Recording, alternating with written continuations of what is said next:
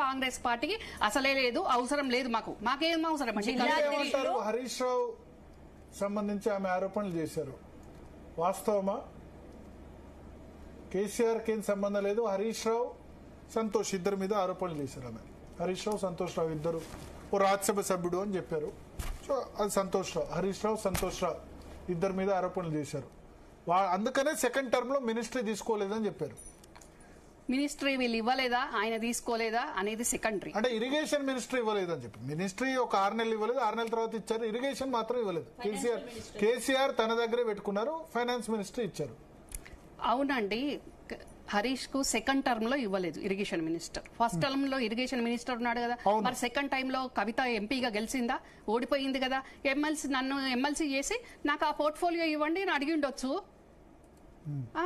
దానికి కేసీఆర్ గారు యాక్సెప్ట్ చేయలేదు కావచ్చు. కొన్ని రోజులు వెయిటింగ్ పెట్టిండ్రు హరీష్ కు మంత్రి ఇవ్వకుండా. ఆ తర్వాత మళ్ళీ మంత్రిగా చేశాడు కదా.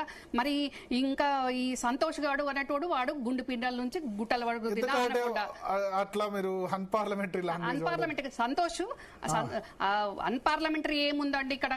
ఇంతకంటే ఓకే అండి, ఓకే పర్వాలేదు. ఈ తెలంగాణ అసలు ఆ రకంగా వస్తుంది. అంతకంటే దిగజారి మాట్లాడుతున్న రాజకీయాలు ఇవాళ రేపు ఉన్నాయి. నేను అంత దిగజారి కూడా మాట్లాడాను.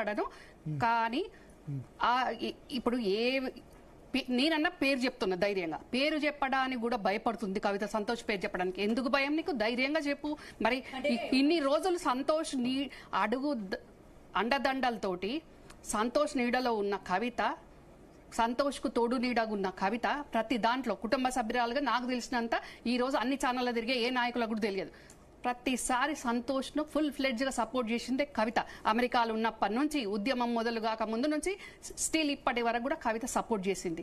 ఈ రోజు ఎందుకు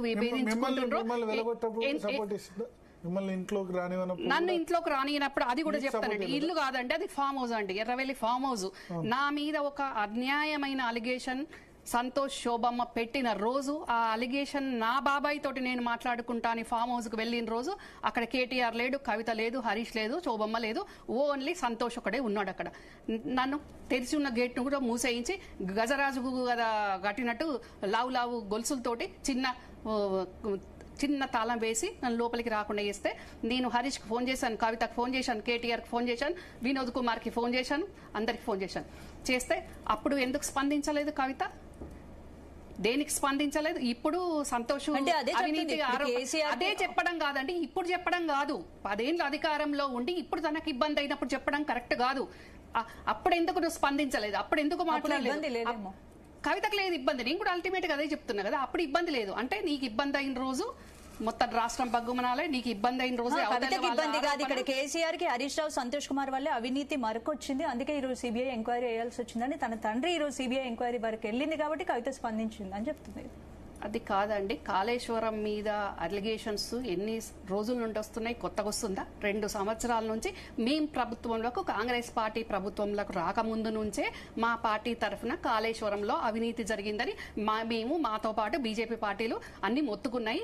ఇప్పుడు మేము వచ్చినాక మేము మాట్లాడినాము, మేము కమిషన్ వేసినాము, కమిషన్ రిపోర్ట్ ఇచ్చింది, నిన్న అసెంబ్లీలో డిస్కషన్ నడిచింది.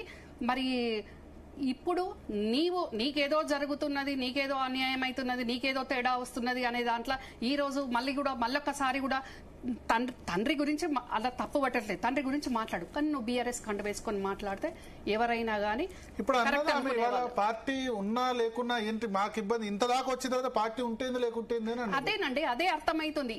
కండువా జాగృతి కండువా వేసుకొని మా నాన్న మీద ఇంత సిబిఐ ఎంక్వైరీ చేసినప్పుడు పార్టీ ఉంటే ఎంత పోతే ఎంత అంటే దాంట్లో అర్థం ఏముంది?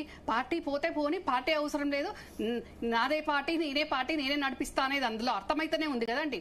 అంటే తండ్రి మీద అవినీతి ఆరోపణ వచ్చింది అనుకుంటూ తండ్రి పుట్టించిన పార్టీని కూడా మరి ఉంటే ఎంత పోతే ఎంత అంటే, తండ్రి బతికుండగానే తండ్రి పుట్టించిన పార్టీ ఉంటే ఎంత పోతే ఎంత అంటే అందులో అర్థమేముంది భరత్ గారు? మళ్ళీ ఆవేశంతో వచ్చిన ఆవేశం ఎందుకు వస్తుందంటే అక్కడ అంటే కండువా వేసుకునేటప్పుడు కూడా ఆవేశం ఉంటుందా?